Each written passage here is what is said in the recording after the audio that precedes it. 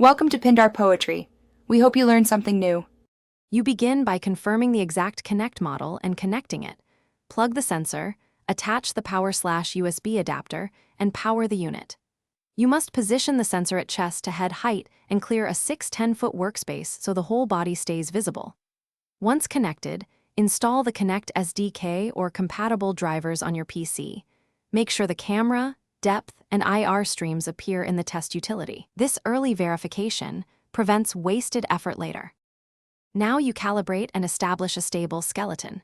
You'll follow either a T-pose or guided pose sequence provided by your SDK. Do this slowly and hold each pose so joint anchors register. Once done, tweak smoothing, tracking range, and occlusion handling to balance latency versus jitter.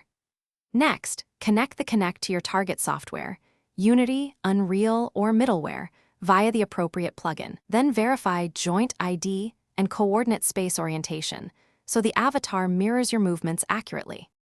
Finish by validating full body tracking with dynamic motions. Walk, squat, reach, and rotate slowly so retargeting scales match your avatar. Once done, lock camera height and anchor offsets in the software and record short test clips to refine bone mapping and constraints. If you hit jitter, raise smoothing and reduce update rate slightly. If joints drop out, rerun the calibration, reduce reflective clothing, or move the sensor higher and farther. That single troubleshooting tip, recalibrate after repositioning, fixes most issues. Thanks for watching. Consider subscribing if we helped you.